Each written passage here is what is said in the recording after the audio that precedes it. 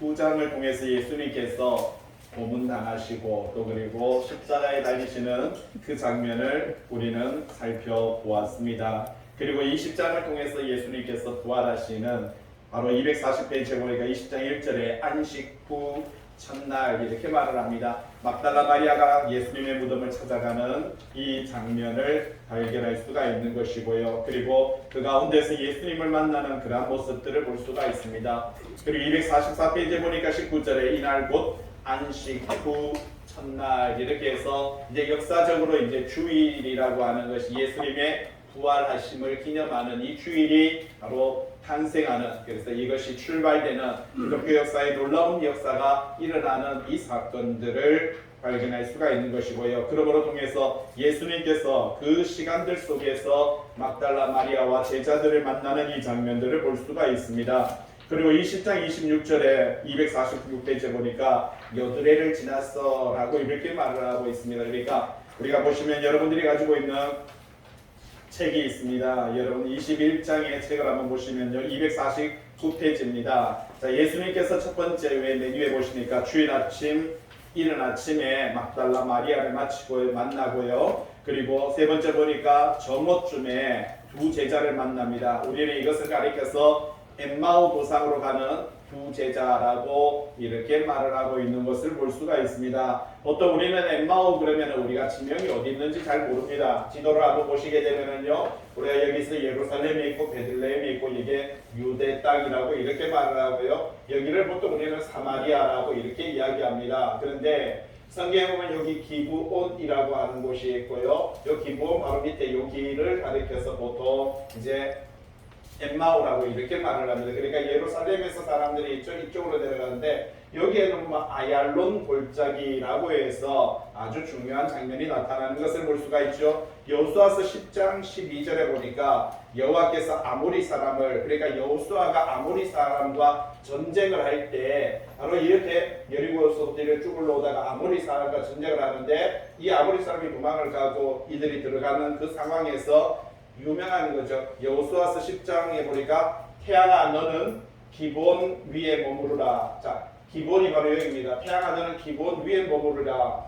달아 너도 아얄론 골짜기에서 그래. 여기 기본에서 펼쳐지는 이 계곡, 이 골짜기를 가리켜서 아얄론 골짜기라고 말을 합니다. 그러니까 여기에 기본과 아얄론 골짜기라고 말하는데 저도 이렇게 성지순례 가면서 여기 기본 산성까지 가봤어요. 그쪽에 가니까 아얄론 골짜기라고 해가지고 앞에 보여지는데 보면은 뭐 골짜기 같은 건 아닌데 아주 길입니다. 완만한 길의 형태를 갖고 있고요. 그곳에서 하나님께서 성경에 보니까 뭐라고 말합니까? 태양이 머물고 달이 멈추기를 라고 이렇게 말하면서 여호수아서 10장 14절에 보니까 여호와께서 사람의 목소리를 들으신 이 같은 날은 전에도 없었고 후에도 없었나니 라고 이렇게 말합니다. 여호와께서 사람의 목소리를 듣고 태양을 멈추고 달을 멈추는 이 놀라운 사건이 있었던 장소가 바로 이 아얄론 골짜기 기본 쪽이었고요. 여기가 바로 엠마오라고 하는 겁니다. 그렇게 예루살렘에서 크게 멀지는 않습니다.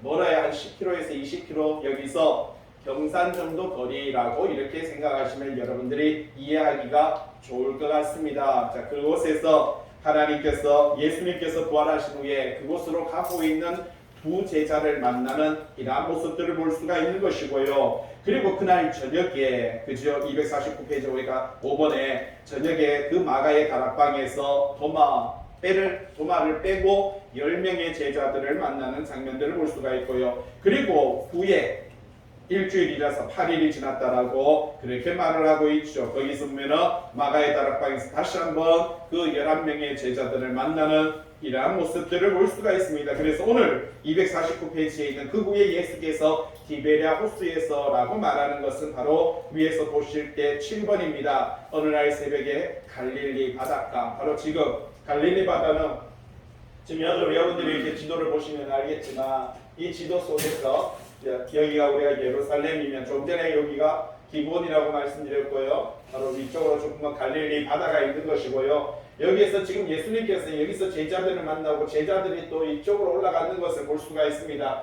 그리고 이곳에서 만나는데 특히 여기서 중요한 게 가버나움, 그리고 여기에서 보면 디베랴라고 해서 여기에 보면요, 이쪽으로 보통 우리가 디베랴 바다, 갈릴리 바다, 게네사렛 바다 이렇게 말을 합니다. 여기를 가리켜서. 그래서 이 세 가지 명칭이 있지만 실질적으로 장소적인 의미로서는 하나인 것을 볼 수가 있다라는 겁니다. 21페이지, 자 249페이지입니다. 요한복음 21장 1절이고요. 그 후에 예수께서 디베랴 호수에서, 그러니까 디베랴 호수, 갈릴리 바다, 게네사렛 바로 이렇게 말하는데 그 바다라고 하는 이름은요, 이름이 다르지 실질적으로 장소의 의미는 똑같은 것을 볼 수가 있습니다. 바로 이 디베랴 호수에서 제자들에게 자기를 나타내셨으니 이렇게 말을 하고 있는 것을 볼 수가 있는 것이지요. 밑에 한번 보시면요, 동그라미 2번에 있습니다. 자, 디베랴 호수라고 이렇게 말을 하는데 방금 말씀드렸듯이 갈릴리 바다, 갈릴리 호수를 가리켜서 디베랴 바다라고 그렇게 말을 하고 있고요. 옆에 보시면은 긴네렛 그리고 게네사렛 호수, 갈릴리 바다 이렇게 부르는 것을 볼 수가 있는데 특별히 이렇게 디베랴 바다라고 불려진 이유에 대한 이야기를 적어놨습니다.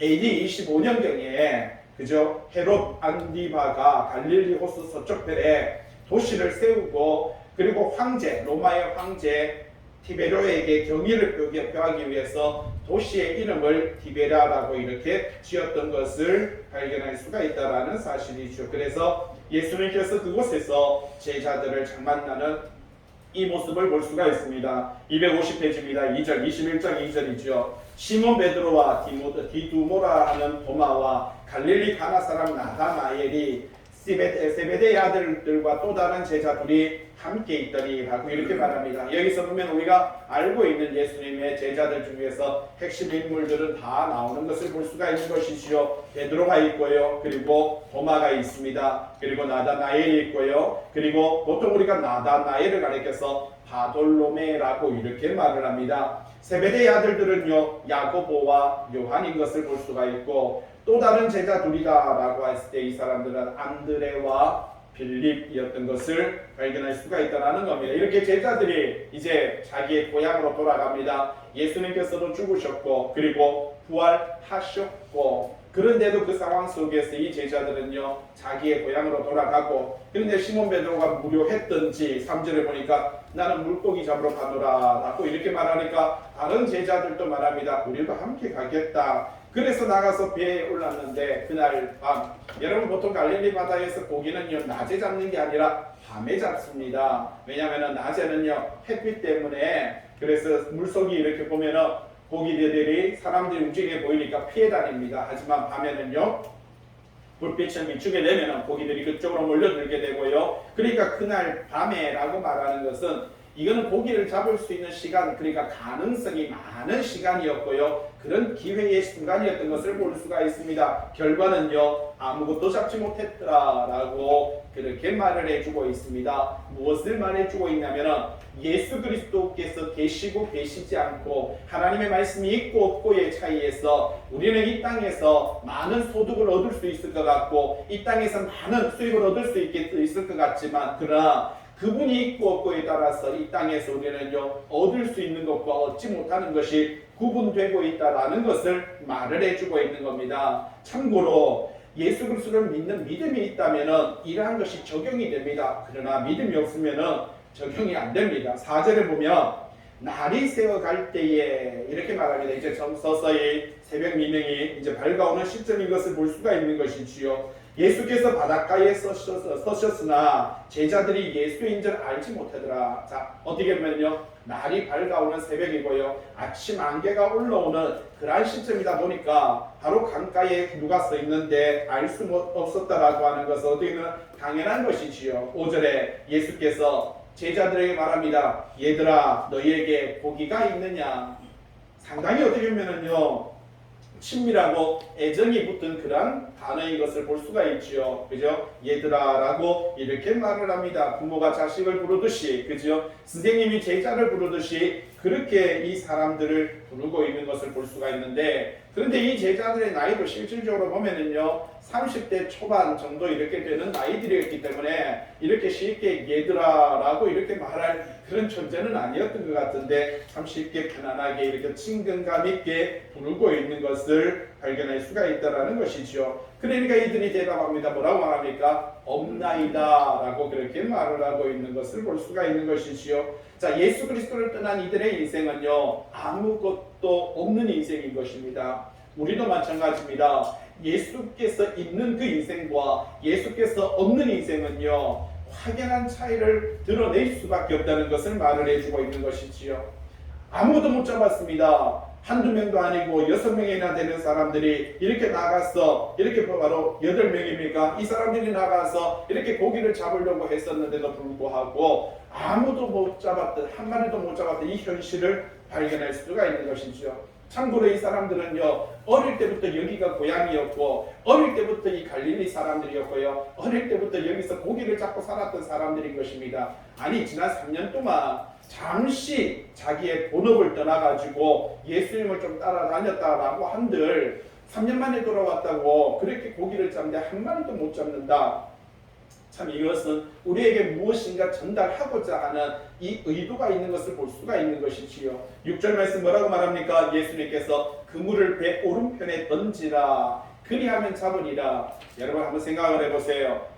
배 오른편에 던지는 것과 바로 왼편에 던지는 것의 차이점이 뭡니까? 없습니다. 그러면은요, 왜 배 오른쪽에 편 던집니까? 이거는 말씀에 순종하는 것과 순종하지 않는 것의 차이점인 것입니다. 주님께서 오늘 제자들에게 말합니다. 그물을 배 오른편에 던지라. 여러분, 우리가 오른쪽이 무조건 중요한 게 아니에요. 성경에는 오른편에 대한 것을 참 어떻게 긍정적으로 많이 이야기하지만 중요한 것은 말씀이 있는 장소가 중요하다는 사실입니다. 주의 말씀이 오른쪽을 말하면 그곳이 하나님의 키포인트고요. 주의 말씀이 앞쪽을 말하면 그곳이 키포인트가 되는 것이지요. 주의 말씀이 뒤쪽을 말하면 거기가 포인트가 되는 것이고요. 여러분, 주의 말씀이 주어지는 거기 장소가 중요한 것이지 오른쪽이 중요한 것은 아니다라는 사실입니다. 여러분, 상식적으로 이것은 말이 안 되는 거예요. 배 앞뒤 좌우 여러 가지 방향이 있지만 굳이 주님께서는 오른쪽에라고 하는 그러한 단어를 쓰고 있는 것을 볼 수가 있습니다. 이에 던졌더니 라고 말하죠. 물고기가 많아 그물을 들 수 없었더라. 여러분, 세수한 남자들 장정 6명에서 8명 정도 되는 이 장정들이요, 여러분 들려고 하면 웬만하면 다 들립니다. 그렇지 않습니까? 남자들 한 8명 정도 붙어서 차를 들면은요, 차도 한쪽 방향으로 조금씩 200톤이나 되는 차도요, 조금씩 이동할 수 있는 것이 바로 그러한 힘이 있습니다. 그런데 2톤이요. 우리 집사람이 뒤에서 이러고 계셔요.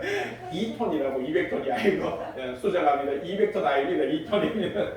예. 그래서 그것을 드는데도 남자들이 몇 명만 붙으면은요, 충분히 어느 정도는 이동할 수가 있습니다. 그런데 여기서 얼마나 고기가 많이 잡혔던지 들지 못했더라라고 이렇게 말하고 있습니다. 자, 7절 예수께서 사랑하시는 그 제자가 베드로에게 이르되, 자, 예수께서 사랑하는 그 제자가 누굽니까? 여러분, 이 책을 적고 있는 사람이 누굽니까? 사도 요한인 것을 볼 수가 있는 것이고요. 사도 요한은 요한복음을 시작하면서 단 한 번도 자기 이름을 드러내지 않는 것을 볼 수가 있습니다. 그러면서 자기 자신을 말할 때 예수님께서 사랑하시는 제자 이렇게 정도까지 이야기하고 있는 것을 볼 수가 있지요. 그 제자가 베드로에게 이르되 주님이시라 이렇게 말을 합니다.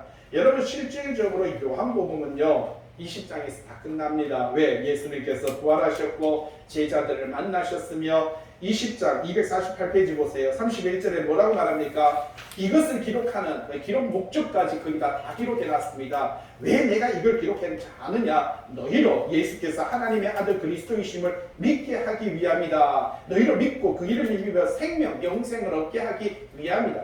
결론 내려놨습니다. 이미 20장에서 다 끝났는데 21장은요 부록입니다. 왜 이 부록을 넣게 되냐면은 이 당시에 영지주의자들로 통해서 여러 가지 가설들이 있었던 것을 볼 수가 있는 것이지요. 그러니까 베드로가 회복되지 못했다라는 것과 그리고 사도 요한이 살고 있을 때 예수님께서 재림할 거다라고 하는 이러한 이야기들이 있었기 때문에 베드로가 어떻게 회복되고 있으며 그리고 하나님께서 그의 위치를 그의 바로 12제자의 위치에서 베드로의 위치를 어떻게 세우시는지 그 장면과 그리고 사도 요한을 향한 사람들의 오해를 풀고 있는 것이 바로 21장인 것을 볼 수가 있다는 겁니다. 그래서 7절에 이 요한이 베드로에게 말합니다. 주님이시다. 이렇게 말을 하니까 시몬 베드로가 벗고 있다가 주님이 하는 말을 듣고 겉옷을 두른 후에 바다에 뛰어들더라.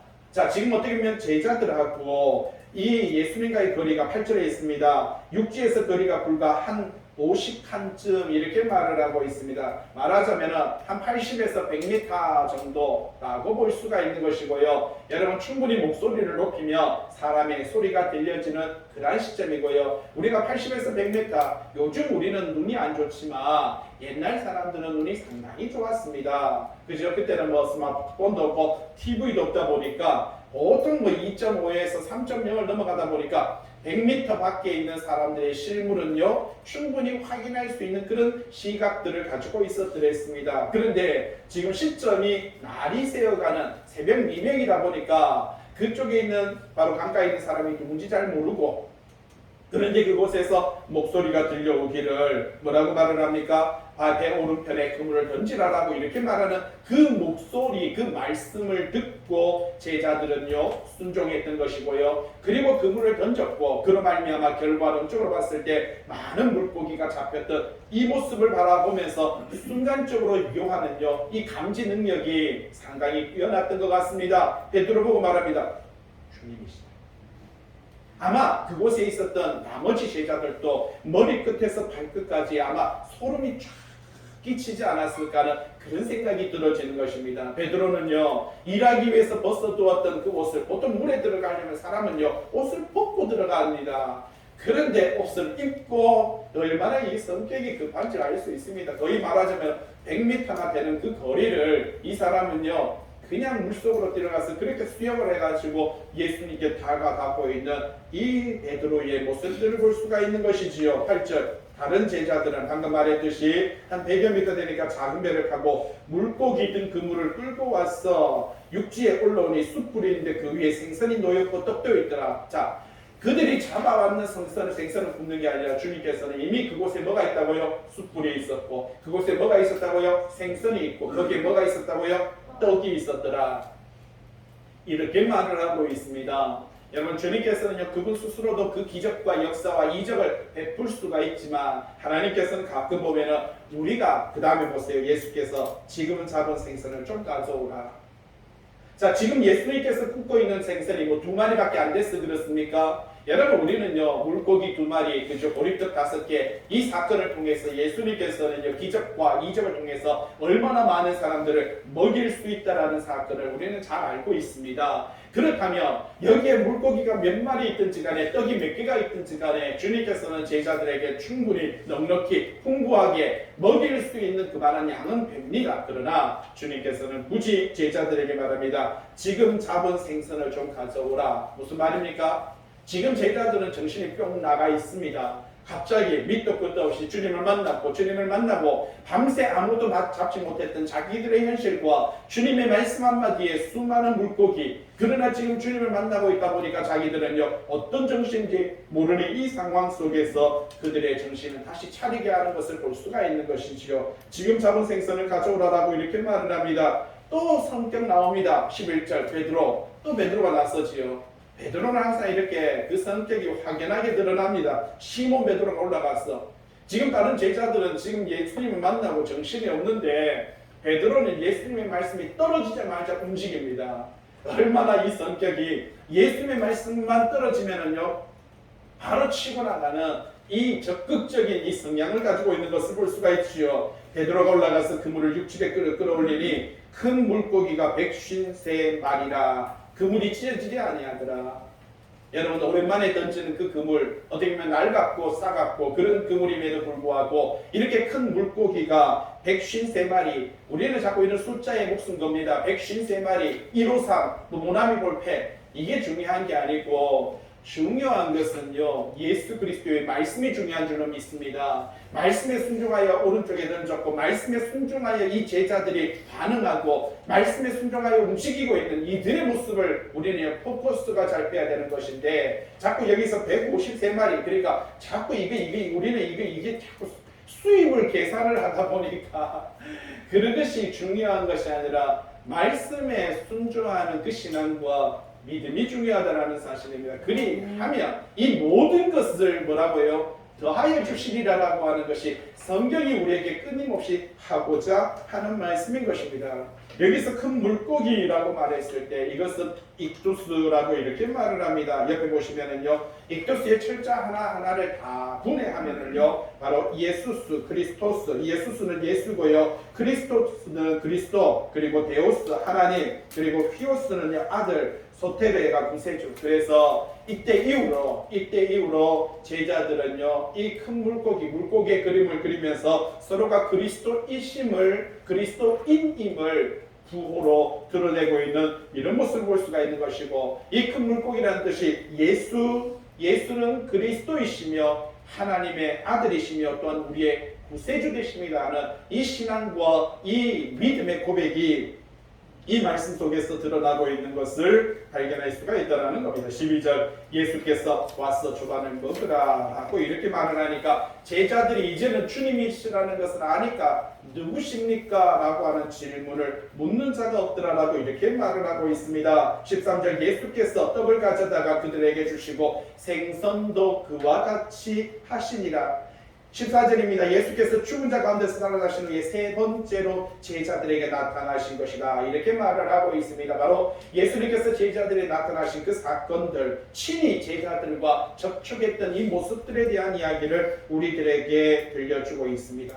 자, 이런 사건들이 끝나고 나서 이제 15절로 넘어가고 있습니다. 여기서는요, 이제 좀 전에 말했듯이 여기가 부록이라고 말씀을 드렸죠. 예수님께서 시몬 베드로가 예수님을 3번 부인하고, 그죠? 그렇게 했던 그 인생을 다시 한번 회복시키는 이 장면, 그리고 그를 제자들을 통해서 시몬 베드로만 세우는 것이 아니라 그를 비롯해서 그를 배신하고 떠나갔던 모든 제자들을 세우시는 이 장면을 우리들에게 이야기를 해주고 있는 것을 볼 수가 있는 것이지요. 15절 그들이 조반 먹은 후에, 방금 말했듯이 고기와 떡을 먹은 후에 예수께서 시몬 베드로에게 말하고 있습니다. 뭐라고 말합니까? 요한의 아들 시몬아, 네가 이 사람들보다 나를 더 사랑하느냐? 여러분 1장 먹고 생각해 보세요. 모닥불 피어나왔습니다. 생선 먹었습니다. 떡 먹었습니다. 사람들은 긴장하고 있습니다. 예수님을 보고 있습니다. 그런데 예수님께서 베드로만 불러가지고 저기 10m, 20m 가고 어깨 동무하면서 야, 날 사랑해 이렇게 말하는 게 아니라, 거기에 지금 베드로, 안드레, 야고보, 요한, 빌립, 바돌로메 이렇게 이 제자들 앞에 놓고는 한다는 소리가, 베드로야, 네가 이 사람들보다 나를 더 사랑하느냐? 여러분 입장 바꿔서 생각해 보세요. 김혜미 집사님은 주님을 저보다 더 사랑하십니까? 대답하기도 뭐하고, 이거는요 대답하기도 뭐하고, 진짜 이거는 왜 어떤 말을 했습니까? 여러분, 예수님께서 잡히시는 그 밤에 베드로가 했던 말이 뭐였습니까? 제가 다른 제자들은 다 주님을 버릴지언정 저는 주님을 버리지 않겠습니다. 이렇게 말하니까 다른 제자들도 옆에 있다가 저도요 그랬거든요. 그게 말하자면 열흘도 안 된 사건입니다. 지금 열흘 안 됐어요. 한 8일, 일주일 전의 사건입니다.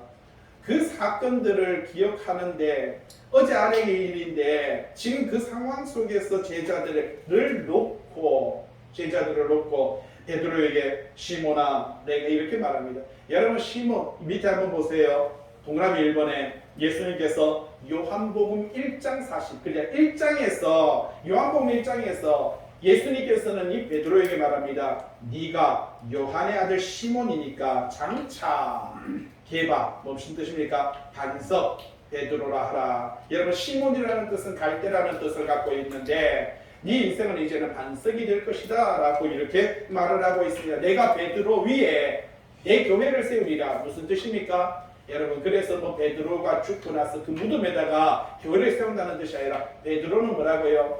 반석이 뭡니까? 말씀의 반석 위에 교회를 세우리라고 하는 것이지 그 시체 위에 세우겠다는 그러한 뜻은 아닌 것입니다.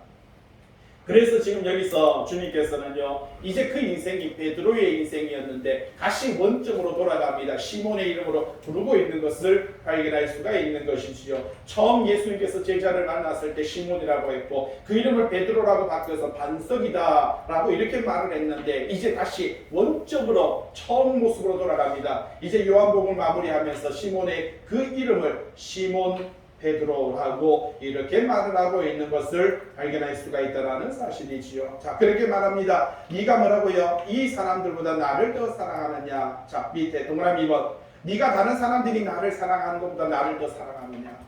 다른 사람들이 나를 사랑한다라고 신앙의 고백을 하는 그 신앙의 고백보다 너는 더 나를 더 사랑하느냐? 이렇게 말을 하고 있는 것을 발견할 수가 있는 것이죠. 다 버릴지라도 나는 그렇지 않겠습니다. 이렇게 말했던 베드로에게 묻습니다. 그러면서 말합니다. 네가 나를 사랑하느냐? 여기서는요 아가페, 그러니까 아가파스에 대해서 말을 하고 있습니다. 심적인 사랑, 하나님의 사랑. 베드로야 네가 나를 아가페, 하나님의 사랑으로 나를 사랑하느냐라고 이렇게 물고 있습니다. 그러니까 베드로가 말합니다. 주님 그러하나이다. 네 주님, 내가 주님을 사랑하는 줄. 그런데 여기서 사랑은요 필레오적인 사랑입니다. 인간적이고 조건적인 사랑. 주님께서는 묻습니다. 너는 아가페적인 하나님의 신적인 사랑으로 진심으로 나를 사랑하느냐? 이렇게 아닙니다 주님. 제가 주님을 조건적으로 사랑했습니다.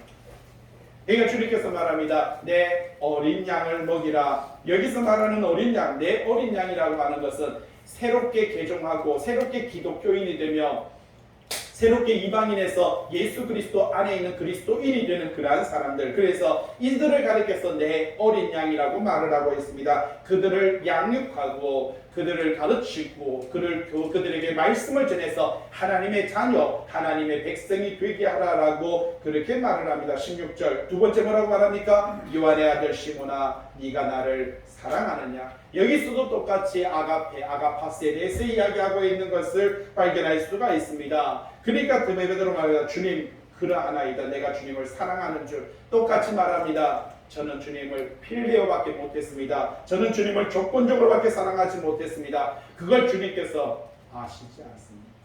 그 말씀이 오니까 주님께서 아시나요?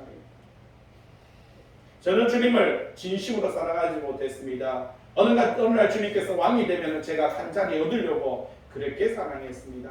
오늘 저와 여러분의 신앙도 이와 같지 않습니까? 주님은 우리를 진심으로 아가페적으로 사랑하셨지만 헌신적으로 신적으로 사랑하셨지만 저와 여러분들은 우리 신앙과 우리 믿음도 정말 주님을 그렇게 사랑하기보다는 어떻게 사랑합니까? 조건, 인간적으로만 사랑합니다. 그래서 내가 조건이 맞을 때, 내 그 인간적인 계산이 맞을 때만 주님을 사랑합니다. 그렇게 우리는요 찬양하고 예배드릴 때가 얼마나 많이 있냐라는 사실이죠. 그러니까 그럼에도 불구하고 그 모든 것을 우리의 연약함을 저의 본 말하자면 그 출처를 아시지 않습니까? 그렇게 말합니다. 주님께서 뭐라고요? 내 양을 치라. 자, 조금 전에는요 어린 양이라고 말하고 여기는요 그냥 어린이라는 단어를 빼버렸습니다. 내 양이라고 말을 하고 있습니다. 여기서는요 큰 양입니다. 믿음이 깊은 자, 성도를 가리켜서 말을 하고 있습니다. 자, 주님께서는요 처음에는 뭐라고 하니까 초신자들, 새신자들을 양육하고 교육하고, 두 번째는 여기서 말하고 있습니다. 성도들, 믿음이 있고 신앙생활 오래 했는 그 사람들에게도요 양육하고 권면하며 또한 그들을 치리하라. 이것이 바로 내 양을 치라라고 그렇게 말을 하고 있는 것을 볼 수가 있는 것이지요. 여러분 세 번째 보세요. 요한의 아들 시몬아 네가 나를, 이번에는요 필레아하느냐. 주님께서는요 첫 번째는 네가 아가페 하느냐 두 번 물었더니 베드로는요 아닙니다. 저는 필레아했습니다. 조건적으로 인간적으로 사랑했습니다.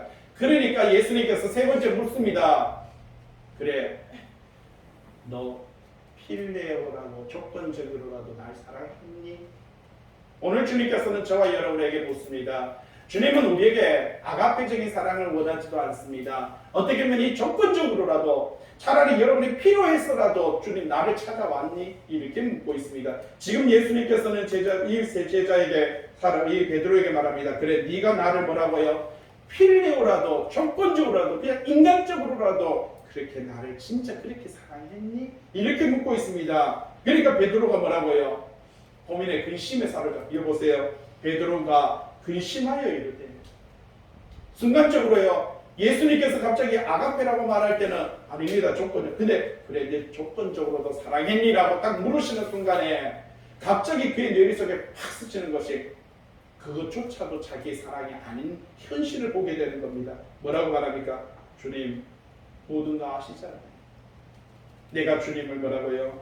사랑하는 주. 맞습니다. 그렇게 저 그런 놈입니다. 저 그런 놈입니다. 저 필요 조건적으로 사랑했습니다. 저 그냥 인간적으로 사랑했고요. 그냥 그랬습니다. 주께서 아시지 않습니까? 주님께서는 똑같은 말씀을 하십니다. 여러분 우리가 어떤 사랑을 하는지 그것이 중요한 것이 아니라 여러분 요한복음 13장 1절을 통해서 주께서는 제자들을 사랑하시되 어떻게 사랑하셨다고요? 그렇죠. 끝까지 사랑하셨다. 이게 13장 1절에 여러분 이 모든 말씀의 출발점이 거기에 있는 것입니다. 그분은 우리가 어떤 조건으로 살아가는지 어떤 인간적으로 우리가 어떤 계산적으로 주님을 다가가는지 그것이 중요한 것이 아니라 그분은요 우리를 사랑하시되 끝까지 사랑하셨다라고 하는 것이 이것이 13장부터 시작해서 가장 포커스를 우리에게 전달해 주고 있는 것입니다. 그렇게 뭐라고 말합니까? 끊임없이 저는 조건적으로 우리도 그렇잖아요. 예수 믿는 것이 다 조건이 아닙니까? 우리에게 뭔가 주어지니까 우리에게 행복이 주어지니까 우리에게 건강이 주어지니까 그리고 뭔가가 사업이 잘 되니까 그리고 뭔가 모든 것이 풀어지면 그것이 조건이 되어서 주님을 믿는 그 믿음이 되지 않고 있다는 것이죠. 그러나 주님은요 또 동일한 이야기합니다. 내 양을 먹이라. 여기서 세 번째는요. 첫 번째는 초신자들, 새신자들 그들을 양육하고 교육하고 말씀 앞에 서게 하고 두 번째는요. 바로 믿음 안에 서 있었던 신앙생활 오래 했던 이 큰 바로 성도들 그들을 양육하고 이번에는 세 번째는요. 초신자들과 뭐라고요? 새 말로 되면 장성한 성도들을 계속적으로 그러니까 한두 번이 아니라 계속적인 반복적으로 말씀의 꼴로서 양육하라 이렇게 부탁을 하고 있는 것을 발견할 수가 있습니다. 여러분 초신자들도 양육을 받아야 되고 교육을 받아야 되고요. 여러분 내가 신앙생활 오래 했어도 양육을 받아야 되고요. 교육을 받아야 된다라고 하는 것이 바로 이 세 가지 주님의 말씀 속에서 우리에게 드러내주는 이야기다라는 것입니다.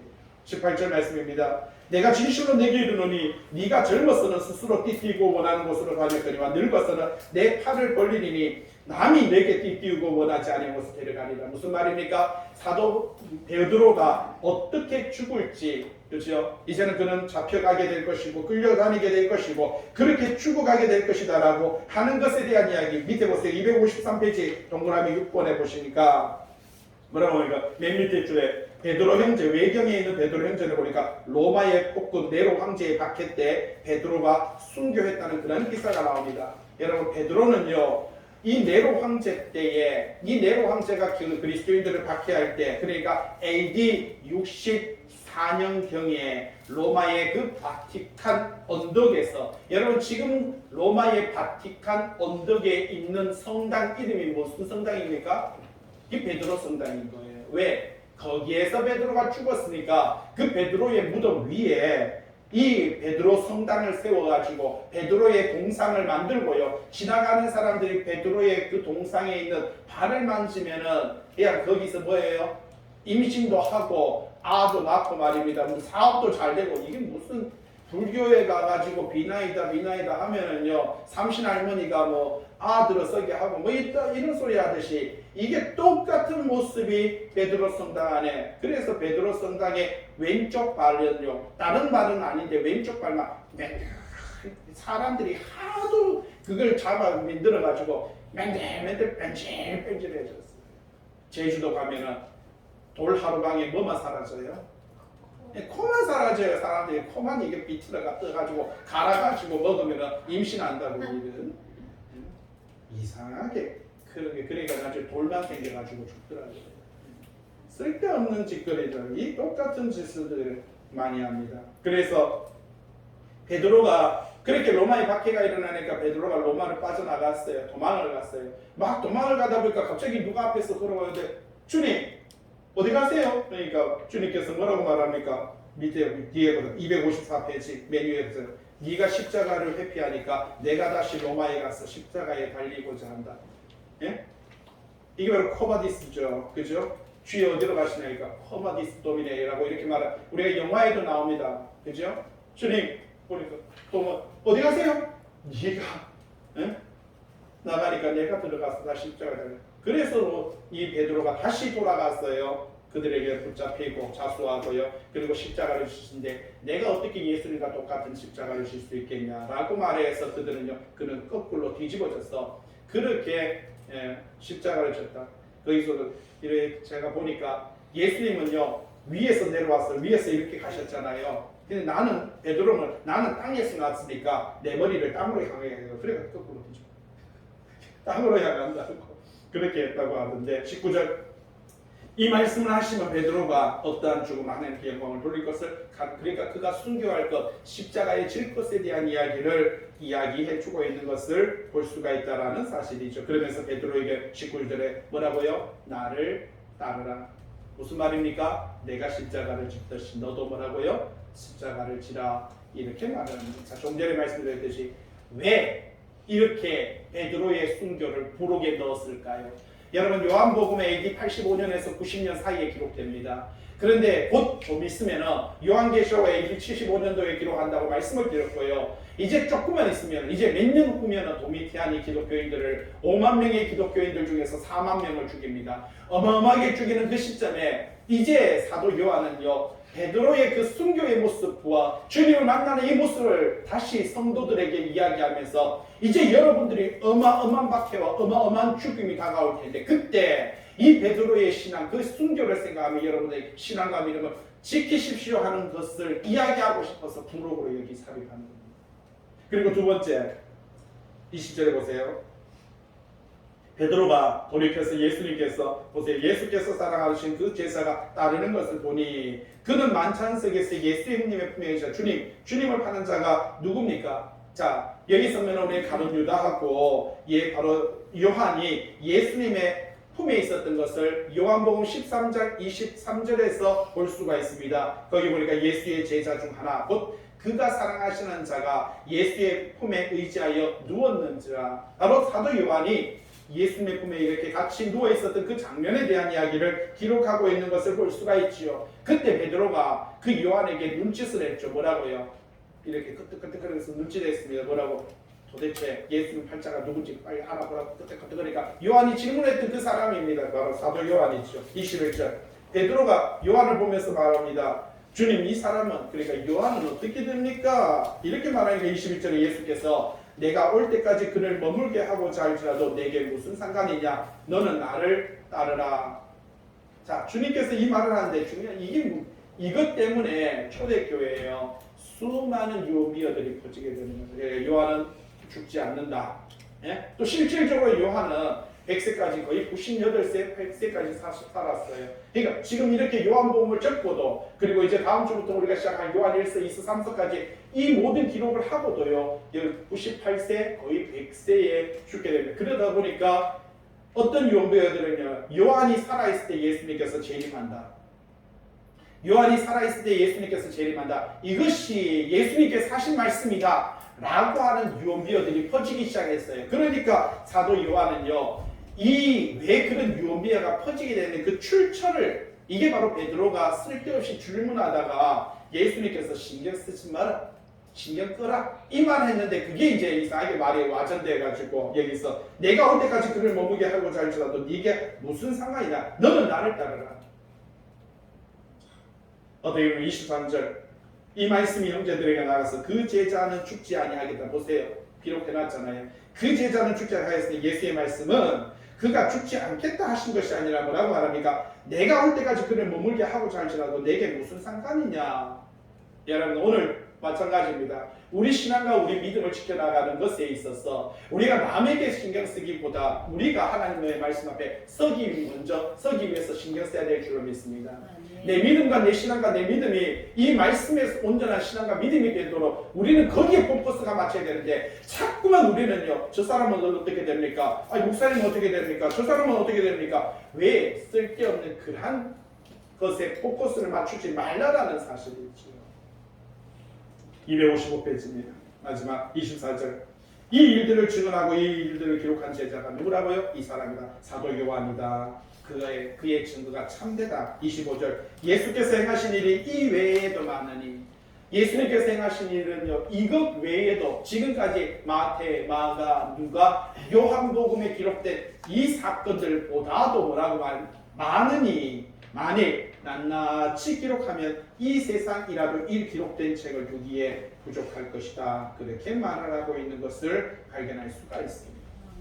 오늘 이렇게 부록을 통해서 사도 요한은요, 하나님 예수님께서 베드로를 어떻게 그 위치로 세우셨는지, 그리고 지금 사도 요한을 향한 그 거짓말들이, 그 유언비어들이 퍼지는데 그 출발점이 어디에서 왔는 것인지, 그리고 그것이 얼마나 잘못되고 못순된 것인지, 그래서 우리가 말씀 앞에서는 신앙과 믿음이 참되다라고 하는 요 이야기를 하고 싶어서 기억고 이 부록을 넣어서 우리에게 전달하고 있는 것을 볼 수가 있는 것이지요. 저와 여러분들의 21세기 살아가는 우리들에게도 동일한 것입니다. 온전히 저와 여러분들도 하나님의 말씀에 입각한 신앙과 믿음이 되시고, 여러분 우리가 조건적으로 사랑했다고 할지라도 그러나 말씀을 양육하고 교육하는 일에 최선을 다하며 참된 성도의 사랑을 나눌 수 있는 하나님의 백성 되시길 주님의 이름으로 부탁을 드립니다. 기도하겠습니다. 사랑과 은혜의 주님 감사를 드립니다. 크신 사랑으로 저희들과 함께 해주시고 언제나 주님의 은혜와 하나님의 축복으로 덧입혀 주심에 또한 감사를 드립니다. 이 사도 요한을 통해서 우리들에게 하시고자 하는 이 말씀들을 요한계시록을 통한, 또한 요한복음을 통한 하나님의 그 놀라운 섭리, 그 사랑과 그 말씀과 그 뜻을 우리가 발견하며 살아갈 수 있도록 인도하신 은혜 감사를 드립니다. 언제나 우리가 주의 말씀 앞에 서게 하시고 하나님을 사랑하는 참사랑의 모습으로, 겸손한 모습으로 주님 앞에 다가가는 하나님의 백성 될 수 있도록 인도하여 주시옵소서. 몸된 자란 나올 때 빈손 들지 아니하고 하나님의 귀한 정성의 힘을 바쳐드립니다. 저희들의 마음을 담았습니다. 생각도 담았습니다. 삶도 담았습니다. 함양하여 주옵소서. 이 예물이 하나님의 나라에 또한 하나님의 교회 안에 아름답게 쓰임받을 수 있도록 도와주시고 귀한 찬양으로 영광 올려드리는 우리 학생들 정오의 빛과 같이 빛나며 하나님의 백성으로, 믿음의 백성으로 아름답게 설 수 있도록 도와주시옵소서. 이제는 우리 주 예수 그리스도의 은혜와 하늘아버지의 무한하심의 영원하시고 그 극진하신 그 사랑하심과 성령님의 내주 충만 교통 역사하심이 오늘 주의 복음의 말씀 듣고 하나님의 참사랑 안에서, 하나님의 믿음 말씀 안에서 온전한 신앙과 믿음을 지켜나가기를 소망하는 성함길 모든 성도들 머리 위에 크시고 놀라우신 은혜의 축복이 이제부터 영원토록 함께 하시기를 간절히 축원하옵나이다. 아멘.